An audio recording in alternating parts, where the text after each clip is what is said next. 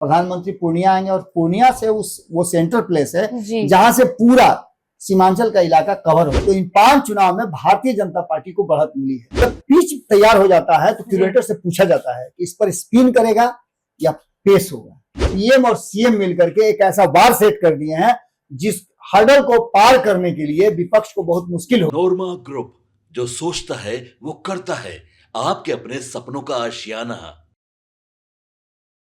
नमस्कार, एक बार फिर से आपका स्वागत है हमारे इस खास कार्यक्रम में। बिहार में 15 सितंबर को प्रधानमंत्री नरेंद्र मोदी पूर्णिया दौरे पर आ रहे हैं और आज हमारे साथ बाबा भी मौजूद हैं और हम बैठे हैं इसी बात पर चर्चा करने के लिए कि क्या यह चुनावी साल बिहार विधानसभा चुनाव को लेकर जो यह पीएम मोदी का दौरा है सर, वो एक बार फिर से पूर्णिया में होने जा रहा है। आप इसको कैसे लेके देखते हैं बाबा, यह जो दौरा है? देखिए, सबसे बड़ी बात है दीक्षा की प्रधानमंत्री बिहार आ रहे हैं, ये बड़ी खबर नहीं है। बड़ी खबर यह है कि प्रधानमंत्री के आने से बिहार पर उसका असर क्या पड़ेगा। जी बिल्कुल। आपके प्रश्न का जो दूसरा सेक्शन है वो काफी इंपॉर्टेंट है।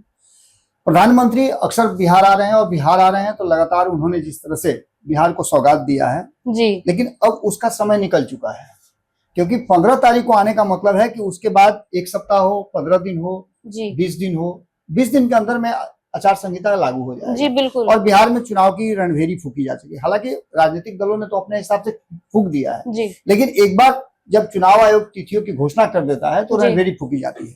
फैक्ट ये है कि ये ऐसा क्षेत्र है जिस क्षेत्र को लेकर के अक्सर चर्चाएं होती हैं कि इसमें भारतीय जनता पार्टी का इम्पैक्ट क्या होगा, भारतीय जनता पार्टी का प्रदर्शन कैसा होगा और भारतीय जनता पार्टी इन सीमांचल के इलाकों में आखिर करेगी क्या। जी बिल्कुल बाबा। आपका प्रश्न इसीलिए आपकी उत्सुकता भी होगी कि प्रधानमंत्री आ रहे हैं तो सीमांचल इलाके में आ रहे हैं बाबा, तो इसलिए क्योंकि इस क्षेत्र को कहा जाता है कि ये मुस्लिम बहुल क्षेत्र है। लेकिन आंकड़े काफी चौंकाने वाले हैं और चौंकने वाले आंकड़ों के साथ साथ अगर प्रधानमंत्री चौंका दें तो कोई बड़ी बात नहीं होगी और उससे भी बड़ी बात यदि वहां के लोग चौंका दें तो कोई बड़ी बात नहीं होगी। क्योंकि इस बार के चुनाव के बारे में मैं बार बार कह रहा हूं कि ये 2025 का जो चुनाव होने वाला है, ये चुनाव बिल्कुल ही अलग चुनाव होने जा रहा है। ये चुनाव एक टर्निंग पॉइंट होगा। आप सीधा रास्ते से चलती हैं और जहां चौराहा होता है वहां आपको या तो आपको पता है रास्ता, अब तो गूगल मैप आप गया है उसके हिसाब से आप जाते हैं, लेकिन कभी कभी गूगल भी भटका देता है।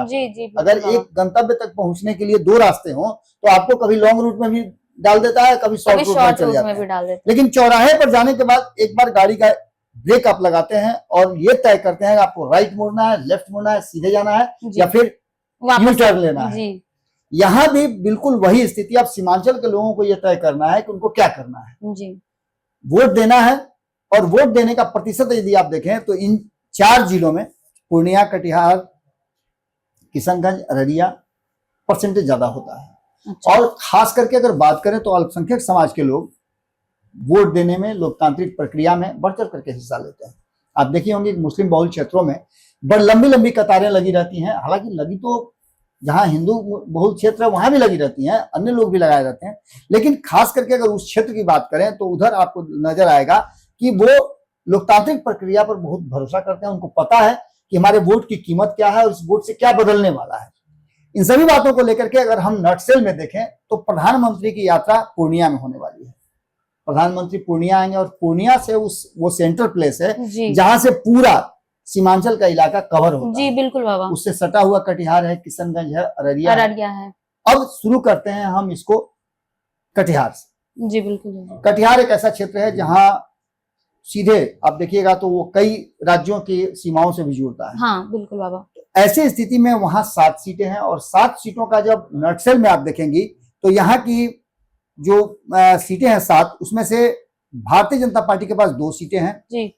माफ कीजिएगा 3 सीटें हैं। कटिहार और प्राणपुर 2 सीट कटिहार और प्राणपुर है, माफ कीजिएगा 2 सीटें यहाँ कदवा और मनिहारी कांग्रेस के पास है जी, और 1 सीट सीपीआई-एमएल के पास है बलरामपुर की। अच्छा, डिस्ट्रीब्यूशन आप समझ लीजिए। हाँ। महागठबंधन यहाँ लीड कर रहा है क्योंकि महागठबंधन में कांग्रेस भी है और वामदल भी है। हाँ। तो 7 में से 3 सीटें इनके पास हैं और बाकी 2 सीटें जो है वो कटिहार और प्राणपुर भारतीय जनता पार्टी के पास है। इन सभी बातों को अगर देखें तो इन सीटों की अगर गणना हम आगे की करें बाकी के सालों में, तो उसमें भी एक अलग तरह का इम्पैक्ट देखने को मिला है। हम बात कर रहे थे कटिहार की। जी बाबा। कटिहार की जो 7 सीटें हैं उसमें से यहाँ भी भारतीय जनता पार्टी को 3 सीटें मिली हैं। ये छोटी बात नहीं है, ये बड़ी बात, बहुत बड़ी बात है। इसके अलावा अगर बात करें हम किशनगंज की, तो यहाँ 4 ही सीट है। इन 4 सीटों में भी AIMIM के पास 2, INC के पास 1 और RJD के पास 1 सीट है। यहाँ भारतीय जनता पार्टी का कहीं कोई उपस्थिति नहीं है। भारतीय जनता पार्टी यहाँ पिछड़ रही है। लेकिन वहीं किशनगंज से आगे हम बढ़ते हैं अररिया की तरफ। तो अररिया में भारतीय जनता पार्टी के पास 3 सीटें हैं। अररिया की 6 सीटों में से 3 यानी 50% सीटें भारतीय जनता पार्टी के पास है, जिसमें जनता दल यूनाइटेड के पास भी इसमें सीटें हैं। जनता दल यूनाइटेड के पास 1 सीट है रानीगंज, यानी पूरी तरह से यहाँ एनडीए गठबंधन जो है डोमिनेट कर रहा है। 6 में से 4 सीटें उसके पास है, 1 सीट INC के पास है और 1 सीट AIMIM के पास है। हम 2020 की बात कर रहे हैं। लेकिन डोमिनेट सर यहाँ पे निश्चित रूप से एनडीए कर रही है, और एनडीए यहाँ कर रही है, तो ये अब तक का मैच जो है वो एनडीए के पक्ष में जा रहा है। इसके आगे एकमात्र जो बचा हुआ जगह है पूर्णिया की बात करें तो पूर्णिया में भी कमोबेश स्थिति इसी तरह की, जहां भी इस बार सर पीएम मोदी दौरे पर आ रहे हैं। 7 सीटें हैं विधानसभा की, और पूर्णिया के 7 सीटों में 2 सीटें बनमनखी और पूर्णिया, ये 2 भारतीय जनता पार्टी के पास है। AIMIM के पास अमौर और बौसी है। JDU के पास धमदाहा और रुपौली थी। मैं थी क्यों कर रहा हूं कि रुपौली की सीट 2020 में जीत करके आई थी जनता दल यूनाइटेड। बीमा भारती वहां से चुनाव जीती थी और लंबे समय से वो जीतती आ रही थी। लेकिन अचानक से 2024 के चुनाव में उन्होंने राष्ट्रीय जनता दल की तरफ से लोकसभा का चुनाव लड़ा और उसके बाद से उनकी सदस्यता भी समाप्त हुई। ऐसी स्थिति में वहां पुनः जो है उपचुनाव हुआ और उपचुनाव में निर्दलीय प्रत्याशी जीत करके आए, जो 2020 में लोक जनशक्ति पार्टी के थे शंकर सिंह। यहाँ स्थिति अगर आप देखें तो यहाँ भी कहीं ना कहीं डोमिनेट कर रही है भारतीय जनता पार्टी और एनडीए। यहाँ पर AIMIM के पास हमने जैसा कि बताया 2 सीटें हैं, अमौर और बौसी। INC के पास एक कस्बा है, 1 सीट है बाबा। ये तो आपने समझ लिया सीटों का स्थिति और किस क्षेत्र में कितनी सीटें हैं। लेकिन इससे बड़ी बात है कि पिछले 5 विधानसभाओं की बात हम करें तो भारतीय जनता पार्टी ने डोमिनेट किया है। एक तरफ हम ये कह रहे हैं कि ये मुस्लिम बहुल क्षेत्र है। बिल्कुल बाबा, ये सभी मुस्लिम बहुल क्षेत्र कहने के पीछे का कारण भी है कि अगर पूर्णिया की बात करें तो मतलब 46% के आसपास यहाँ पर मुस्लिम आबादी है बाबा। वहीं अगर बात करें हम अररिया की तो यहाँ 42 से 43% मुस्लिम आबादी है। वहीं अगर बात करें किशनगंज की तो यहाँ 68% से ज्यादा मुस्लिम आबादी है, और ये वही क्षेत्र है जहाँ भारतीय जनता पार्टी की एंट्री तक नहीं हुई है। इसके बाद बात करें कटिहार की तो यहाँ भी कमोबेश स्थिति यही है, और यहाँ भी लगभग 34-35% मुस्लिम आबादी है। दैट मीन्स कि ये जो चारों क्षेत्र हैं, चारों जिला हैं, इन जिला में जो परिस्थितियां हैं वो परिस्थितियां ये बात इशारा करती हैं कि यहाँ मुस्लिम जो है जीत हार का फैसला करते हैं, मुस्लिम समाज करते हैं। लेकिन इन सभी बातों के साथ साथ अब जो वर्तमान परिस्थिति है कि मैंने जैसा कि बताया आपको पहले कि 5 अगर चुनाव की चर्चा हम करें तो इन 5 चुनाव में भारतीय जनता पार्टी को बढ़त मिली है। कहने के लिए ये सीमांचल का क्षेत्र है, कहने के लिए मुस्लिम आबादी है, और आपने देखा भी होगा कि जिस बार जो SIR हुआ है उसमें इस क्षेत्र से बहुत कम लोगों के नाम कटे हैं। अगर SIR पर विपक्ष दबाव बना रहा है, कह रहा है कि भारतीय जनता पार्टी से मिल करके अगर ऐसा किया गया है तो सबसे अधिक इस क्षेत्र से लोगों का नाम कटना चाहिए। बिल्कुल, क्योंकि 68% मुस्लिम आबादी है और कोई भी ये कहने के लिए तैयार नहीं कि मेरा नाम कट गया। कहीं ना कहीं ये जो है विपक्ष का एक साजिश की तरह दिखाई दे रहा है। क्या होगा ये तो चुनाव आयोग उस पर काम कर ही रहा है, लेकिन ये साफ इशारा करता है कि चुनाव आयोग बहुत ही स्पष्ट तरीके से काम किया है और इसमें किसी का कोई घालमेल जैसा नजर नहीं आ रहा है। क्योंकि यदि मान लीजिए आपका कोई दुश्मन हो, उसके साथ आप शेयर करना चाहेंगे, कुछ नहीं करेंगी। सिंपल सी बात है कि उससे दूरी बना करके रखेंगे। चाहेंगे कि वो कमजोर रहे जिससे कि आप पर कभी अटैक नहीं कर सके। तो निश्चित रूप से ये सीमांचल का जो इलाका था भारतीय जनता पार्टी के हाथ में अगर होता चुनाव आयोग को प्रभावित कर लेना तो इसमें से मुस्लिमों का नाम कटवा देती। लेकिन ऐसा हुआ नहीं। पिछले 5 विधानसभा चुनाव में लाख, अब तो मात्र 4 चुनाव से, अब 3 चुनाव से ही कर सकती हैं आप, 4 चुनाव जो हुआ, 5वां चुनाव होने जा रहा है। इन 4 चुनाव में भारतीय जनता पार्टी डोमिनेट कर रही है, एनडीए डोमिनेट कर रही है। इसमें आप अगर बात करें तो भारतीय जनता पार्टी 3 बार बढ़त बनाया है, 2010, 2020 और 2005। 5, 10 और 20 ये 3 ऐसा समय था जब भारतीय जनता पार्टी नीतीश कुमार के साथ थी, और नीतीश कुमार और भारतीय जनता पार्टी ने मिल करके डोमिनेट किया। 2005 में भी नीतीश कुमार और भारतीय जनता पार्टी गठबंधन था जी 2010 में भी नीतीश कुमार और भारतीय जनता पार्टी गठबंधन था, 2020 में भी था, 2015 में ये साथ नहीं थे। और उस समय में उस समय की भी स्थिति हम बताएंगे आपको, लेकिन उस समय भी भारतीय जनता पार्टी बहुत पीछे नहीं थी। लेकिन सबसे बड़ी बात यह है कि 2005 में इन 24 सीटों में से ये जो 24 सीटें हैं हाँ। इस क्षेत्र की, उसमें से 9 सीटें जीत करके आई थी। इसके बाद 2010 में 13 सीटें जीत करके आई थी और 2020 में 8 सीटें जीत करके आई है। 2015 की बात करें तो 2015 में यहां पर कांग्रेस जो है 8 सीट जीत करके आई थी। आपको याद होगा कि 2015 में परिस्थिति क्या थी। 2015 में परिस्थिति थी कि महागठबंधन बना था और कांग्रेस नीतीश कुमार और राजद के लालू प्रसाद के साथ थे। ऐसी स्थिति में यहां पर 2015 में डोमिनेट किया गया था और 2020 के फरवरी में जो चुनाव हुआ था उसमें मात्र 6 सीट आरजेडी को आई थी। यानी कहने का तात्पर्य है कि राष्ट्रीय जनता दल का दूर दूर तक कहती है एमओआई की पार्टी, लेकिन राष्ट्रीय जनता दल का नाम आपको कहीं नजर आया? नहीं, बिल्कुल नहीं। एक आध ऐसे जगह है जहां राष्ट्रीय जनता दल की एंट्री हुई, एक सीट अगर दोनी हुई। हाँ, लेकिन इन सबके बावजूद 2020 की बात करें तो यहाँ एक नई एंट्री हुई थी 2020 में, वो थी AIMIM। AIMIM ने 5 सीट और सेकंड सबसे लार्जेस्ट पार्टी बनकर आई थी भारतीय जनता पार्टी के बाद। तो ऐसी स्थिति में आप समझ लीजिए कि स्ट्राइक रेट की अगर हम बात करते हैं तो स्ट्राइक रेट में 2010 में जो भारतीय जनता पार्टी 16 सीटों पर चुनाव लड़ी थी 13 जीत करके आई थी। 2020 में 11 पर लड़ी थी, 8 सीट जीत करके आई थी और इसका जो जीत हार का आंकड़ा था 81 और 83% का था। दैट मीन्स कि ओवरऑल आप देखें तो इन 4 क्षेत्रों में भारतीय जनता पार्टी बेहतर प्रदर्शन डोमिनेट रह रही है। बाबा अब प्रधानमंत्री के आने को लेकर के अगर इसको आप दूसरे तरीके से देखें या विपक्ष जो भी कहे कि जा रहे हैं इन्फ्लुएंस करेंगे ये करेंगे, तो जरूरत ही नहीं है। इस क्षेत्र के लोग ये बात अच्छी तरह से समझते हैं कि उनको क्या करना है। अगर ये नहीं समझते तो यहाँ भारतीय जनता पार्टी की जीत नहीं होती। बाबा आपने जैसे बताया हमें कि मतलब वहाँ पे मुस्लिम के मतलब आबादी बहुत ज्यादा है, मतलब वहाँ पे मोदी और नीतीश का जो यह पूरा जादू है वो चल चुका है। मतलब इसका सिंपल सी बात आप समझिए, महिलाओं को जिस तरह से 3 तलाक में एक बड़ी राहत दी है बिल्कुल बिल्कुल इस एनडीए सरकार ने, प्रधानमंत्री नरेंद्र मोदी ने, जिसका समर्थन नीतीश कुमार ने भी किया था, इसको महिलाएं बहुत अप्रिशिएट करती हैं। और खास करके मुस्लिम महिलाएं जो 3 तलाक के मुद्दे पर यातना एक तरह से समझिए कि झेलती थी, उससे उनको निजात मिली है। हाँ, बिल्कुल। दूसरी सबसे महत्वपूर्ण बात कि मुस्लिम महिलाओं को रोजगार के लिए नीतीश कुमार ने बहुत सारी चीजें दी जी। इसके अलावा मुस्लिम पुरुषों को जो पासमंदा वगैरह हैं, जो छोटे छोटे बिजनेस करते हैं, छोटे छोटे काम करते हैं, उन लोगों के प्रति भी उनका रुझान ज्यादा है। जैसे आप मानते हैं कि टायर पंचर की दुकान खोलते हैं, उसके लिए भी अनुदान देते हैं जी। बहुत सारी बातें हैं जो इसको लेकर के नीतीश कुमार को 13-14 ऐसी योजनाएं हैं नीतीश कुमार की, जिसमें आपने देखा होगा कि 4 दीवारी घेरना वगैरह वगैरह। इसमें वक्फ बोर्ड की बात को लेकर के एक बहुत इंपॉर्टेंट विषय जो यहाँ आ गया है कि वक्फ बोर्ड बिल को लेकर के जो बिल पास हुआ उसको लेकर के भले ही नाराजगी हो मुस्लिम समाज की, लेकिन मुस्लिम समाज भी 2 कैटेगरी में बंट गया है। एक कैटेगरी है जो गरीब मुसलमान है या फिर दलित मुसलमान जिनको कहा जाता है।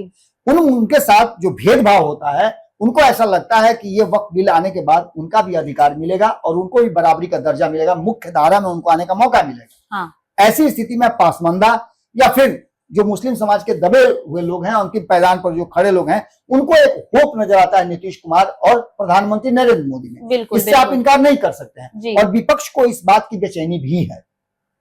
आप देख रही होंगी कि 2019 में एमवाई समीकरण, जिसका 32% 31% कहा जाता है कि वोट है माफ कीजिएगा राहुल गांधी और ये तेजस्वी यादव के पास, इन दोनों की स्थिति ऐसी हो जाती है कि मात्र 40 में से 1 सीट जीत करके आते हैं। तो इस परिस्थितियों को अगर बढ़िया से आप देखें तो इसमें 24 में से ऐसी 10 सीटें हैं जिसमें 10% के आसपास हार जीत का आंकड़ा रहा है। अब असल बात जो है वो प्रधानमंत्री के आने और उसका इंपैक्ट जो पड़ेगा, मैं उसकी बात कर रहा हूं। प्रधानमंत्री के आने के बाद प्रधानमंत्री अपनी नीतियों को बताएंगे, अपनी योजनाओं को बताएंगे और एक कॉन्फिडेंस देंगे जब उस क्षेत्र के लोगों को, चाहे वो हिंदू हो या मुसलमान हो, जब दोनों को कॉन्फिडेंस देंगे तो उस मंच पे नीतीश कुमार भी होंगे। जी जी जी। और आप एक बात समझ लीजिए कि एक चोर हो जिसको तथाकथित रूप से चोर कहते हैं और उसके साथ 4 सिपाही हो, तो आपको कैसा लगेगा? आप डरिएगा उससे? नहीं डरिएगा उस चोर से। नहीं। सिंपल सी बात है कि जो परिस्थितियां बनी है उस परिस्थिति में अभी आपने देखा होगा वोट चोर गद्दी चोर की बात चल रही है। बिल्कुल। वो तो स्थापित हो गया। कि सीमांचल में किसी की वोट चोरी नहीं हुई है। हाँ, अगर वोट चोरी हुई होती, अगर करना भी होता, तो भारतीय जनता पार्टी सबसे पहले सीमांचल की वोट चोरी करवाती। आंकड़े बता रही है सर। लेकिन कैसे? यहाँ बिल्कुल, यहाँ के आंकड़े ये बता रहे हैं कि भारतीय जनता पार्टी यहाँ बहुत पैरेलली और बराबर के टक्कर में है। बिल्कुल। यहाँ के लोग अप्रिशिएट भी करते हैं और भारतीय जनता पार्टी यहाँ से अधिक सीटें जीत करके आती है। जी जी। अब सबसे बड़ी बात है कि प्रधानमंत्री के आने के बाद जो कॉन्फिडेंस लेवल है वो मुसलमानों का बढ़ेगा। जी, इसलिए भी बढ़ेगा कि उनको कई तरह की योजनाएं, अभी 10,000 रुपया जात बांट करके थोड़े दिया गया है, वर्ग बांट करके थोड़े दिया बिल्कुल गया नहीं, है, वो तो वर्ग बांट के थोड़े दिया गया सारी है, महिलाओं के लिए दिया गया है। सभी के लिए है। जी 10% ऐसी सीटें हैं जो 10% के आसपास जी। हार जीत का आंकड़ा रहा है, यानी वोटों के प्रतिशत में से मात्र 10% ही फ्लक्चुएशन हुआ है, जिसके चलते हार जीत का आंकड़ा रहा है। जैसे आप मान लीजिए कि 100 वोट आए हैं, जिसमें से एक को 40, एक को 45 आया है, 10% का जो अंतर पड़ा है, वो अंतर बड़ा करने के लिए जी प्रधानमंत्री नरेंद्र मोदी का ये यात्रा काफी सफल हो सकता है। प्रधानमंत्री आएंगे, जब लोगों को कॉन्फिडेंस देंगे, तो हो सकता है कि इसमें से पासवान सहित और भी लोग जो हैं, जो अब तक कुछ इधर उधर उधर बुन में थे, वो इस कॉन्फिडेंस के साथ करेंगे कि भाई हमको क्या चाहिए, तो हमको जाति पाति नहीं चाहिए, हमको वर्ण विभेद नहीं चाहिए, हमको विकास चाहिए, और विकास हम करने के लिए नरेंद्र मोदी को चुनते हैं। तो निश्चित रूप से यहाँ बदलेगा सर। ऐसी। हाँ, जैसे अब मतलब नरेंद्र मोदी आ रहे हैं अब तो 15 तारीख को, तो मतलब वो जो भाषण देने वाले हैं उसमें सर वो आपको क्या लगता है किन मुद्दों पर बात करेंगे? विकास, रोजगार, या फिर सर वो विपक्ष पर भी हमला करेंगे? देखिए, नीतीश कुमार जी ने वो जमीन सेट कर दी है। जी जब प्लेयर खेलने के लिए आता है, उससे पहले क्यूरेटर होता है। जी क्रिकेट बिल्कुल। के मैच के बारे में आप जानती होंगी, तो जी। आपको पता होगा।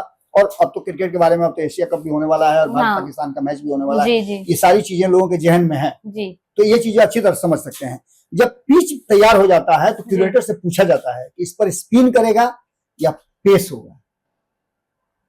नीतीश कुमार जी ने पिच बना दिया है, उनको पता है कि वो पिच कैसा बनाए है, स्पिनिंग पिच बनाए हैं, जिसमें एक से एक गुगली चलेगी। तो गुगली तो उन्होंने चला दिया है। मतलब पिच रेडी है। 10,000 रुपया महिलाओं को दिया है। जी जी कई योजनाएं बिजली फ्री कर दिया है। बिल्कुल बाबा बिल्कुल। 1100 रुपया वृद्ध को, विधवा को, विकलांग को, और अभी दिव्यांग तो वो लोगों को दिया है। आंगनबाड़ी की आंगनबाड़ी महिलाओं को दिया है। सारी चीजें नीतीश कुमार जी ने सिलसिलेवार, हमारे संपादक नमन मिश्रा जी ये बात बहुत पहले से कहते आ रहे हैं कि चुनाव से पहले नीतीश कुमार जी और नरेंद्र मोदी यानी पीएम और सीएम मिलकर के एक ऐसा वार सेट कर दिए हैं, जिस हर्डल को पार करने के लिए विपक्ष को बहुत मुश्किल होगी, बहुत मेहनत करनी होगी। असंभव जैसा काम उन्होंने कर दिया है। हाँ, जितनी योजनाएं थी उन सारी योजनाओं को धराशायी कर दिया है। और सबसे बड़ी बात ये हुई है, जो मैं आंकड़ों की बात कर रहा था, कि 24 में से 10 सीटें हैं जो 10% के आसपास हार पीट। इस बार को थोड़ा और रेज करके प्रधानमंत्री इन 10 सीटों पे जो हारे होंगे जी 10%, एनडीए गठबंधन हारा होगा, उसको भी ठीक करने हैं। 20% ऐसी, 20% से कम हारने वाली 9 सीटें हैं, और 4 सीटें ऐसी हैं जिसमें 25% के आसपास का हार जीत हुआ है। 14 सीटें 10% के अंतर से 2020 में हारी गई थी, जी। हार जीत का आंकड़ा तय हुआ था, और 20% सीटों पर बाकी की शेष सीटें थी, यानी 10 सीटें ऐसी थी जिसमें 20% अंतर हुआ था। ये अंतर 2015 से 2020 में पाटा गया था, और अब 2025 में हो सकता है कि ये अंतर और पाटा जाए। एक तरफ आप देख लीजिएगा कि अभी अभी जो उस क्षेत्र से जुड़ा हुआ मिथिलांचल का क्षेत्र भी है, हाँ बिल्कुल। सीमांचल और मिथिलांचल सटा हुआ है। जी खास करके हिंदू सेंटीमेंट को भी बेहतर एक बूस्टर मिला है, क्योंकि माता सीता का मंदिर हाँ, निर्माण की तैयारी शुरू हो सीतामढ़ी गई में है। जो अब शुरू हो तो गई है। इसका भी असर पड़ेगा, और सीमांचल और मिथिलांचल के मुसलमानों पर मोदी का जादू, चल चुका है। नीतीश कुमार के जिस तरह से उन्होंने योजनाएं और राशि दी है, जी उसको लेकर के जादू चलता हुआ दिखाई दे रहा है। और ये सीन एक बार फिर से सीमांचल के क्षेत्र में बदलता हुआ मुझे तो दिखाई दे रहा है। बाकी सर, लोगों को क्या समझ? ये जो मतलब पूरा बदलाव है, इस मतलब ये चुनावी निर्णयों को बदल देगा क्या? बिल्कुल। देख, अब सिंपल सी बात है कि अगर आपको आपके मन मुताबिक जी कोई भी व्यक्ति हो, कोई थर्ड पर्सन जिसको आप नहीं पसंद करती, जी लेकिन वो आपके मन की बात कर रहा है, आपके हिसाब से बात कर रहा है, आप जो जो चाह रही है वो सब कुछ कर दे रहा है, तो फिर उससे नाराजगी का कारण नहीं हो सकता है। भारतीय जनता पार्टी और नीतीश कुमार ने बैठ करके जो एक फैसला किया है, उस फैसले पर अमल करके, और जिस तरह से जो कमियां रह गई थी उसको पूरा किया है। और नौकरी और रोजगार और आप बाकी चीज आप बता रही थी, तो महंगाई भी घटी, जीएसटी हाँ, अभी जीएसटी घटाया गया, तो इससे महंगाई घटी है। जी मात्र आपको बता रहे हैं, मैं अखबारनामा में जो बात कर रहा था, जी जी उसी में यह भी था कि 5% से ज्यादा, ये मात्र 5 दिनों में 8% के आसपास बढ़ोतरी हुई है। 8 दिनों में 5%, तो ये बहुत बड़ी वृद्धि है। हाँ कई ऐसे सेक्टर हैं जिन सेक्टर को बूस्टर मिला है। इसके अलावे 1 करोड़ लोगों को नौकरी और रोजगार देने की रणनीति शुरू हो चुकी है। जी। तो ये सारी चीजें कहीं ना कहीं जमीन पे नजर आने लगी हैं। जी। 1 रुपये में आप आकर के यहाँ पर जमीन लीजिए, लीजिए, रोजगार अपना धंधा पानी लगाइए और यहाँ पर रोजगार सृजन कीजिए। सरकार अब इससे ज्यादा क्या कर सकती है? सरकार ने अपना काम शुरू कर दिया है और ये कहीं ना कहीं प्रधानमंत्री के आने के बाद जब इन चीजों को वो बताएंगे, लोगों को समझाने की कोशिश करेंगे, समझाएंगे, तो निश्चित रूप से परिस्थितियां बदलेंगी और सीन बदल जाएगा। जैसा कि आपने सुना कि बाबा ने हमें क्या कुछ कहा, अब देखना यह होगा कि जब पीएम मोदी 15 सितंबर को पूर्णिया दौरे पर आएंगे तो क्या कुछ होता है। फिलहाल के लिए इतना ही। देखते रहिए भारत लाइव। धन्यवाद। आपके सपनों को हमने सजाया है, ई होम्स पैनोरमा को हमने बनाया है। ई होम्स मेरा एक सपना था जिसपे मैं पिछले 4 साल से काम कर रहा था। हमने जो बनाया है वो सबने है माना। ई होम्स पैनोरमा में हो आपका भी आशियाना। और फाइनली हमने 2021 में इस प्रोजेक्ट को लॉन्च किया। बहुत लोग अप्रिशिएट कर रहे हैं कि पूर्णिया जैसे शहर में, बिहार के, एक तो बिहार की बात करें उसमें भी पूर्णिया जैसे छोटे जगह में इस तरह का लाइफस्टाइल देना, ये सुन के हम लोगों को बहुत अच्छा लगता है। ई होम्स में हमने कुछ और भी किया है, जैसे हम जिस जगह में रह रहे हैं हमारे फैमिली सिक्योर हो, उनको सिक्योरिटी का ध्यान में रखा है। आपकी सुविधा और सुरक्षा आपके लिए खास है, ये आपका विश्वास है। इसमें आर्टिफिशियल इंटेलिजेंस का 7 लेयर सिक्योरिटी का हमने इस्तेमाल किया है। लस ग्रीन कैंपस को बनाया है। यदि हमारा बाउंड्री वाल है तो वो वर्टिकल गार्डन है। ये जितनी भी फैसिलिटी होता है एक इंटरनेशनल टाउनशिप में, ई होम्स है, ये हम लोग विश्वास नहीं कर पा रहे हैं। जो भी हमारे मित्र दोस्त या जो भी हमारे बाहर के बाहर आते हैं तो हम लोगों को बहुत अच्छा सुनने को मिलता है और बहुत अच्छा क्रेडिट मिल रहा है। वो सारा हमने सिर्फ एक बिल्डिंग नहीं बनाया, हमें एक बहुत अच्छा लाइफस्टाइल दिया ई होम्स में, और मेरा एक सपना था जिसको मैं आज फुलफिल होते हुए देख रहा हूँ। ये आपका आवास है। ई होम्स पैनोरमा में अब आपका निवास है। E homes Panorama, luxurious lifestyle redefined. Panorama group, जो सोचता है वो करता है। अगर ये वीडियो पसंद आई और वह बिहार के राजनीति और बिहारियत से सरोकार रखेनी तो सब्सक्राइब बटन दबा के चैनल के सब्सक्राइब कर ली। ओजे एगो घंटी बा, ओकरा बटन दबा देला से कुल सटीक और मारक खबर रुआ मुफ्त में मिल जाई। अगर रुआ पत्रकारिता के हमनी के नया प्रयोग में सहयोग कर चाहतानी तो ज्वाइन बटन दबा दी। पेटीएम नंबर नोट कर ली 9386816700।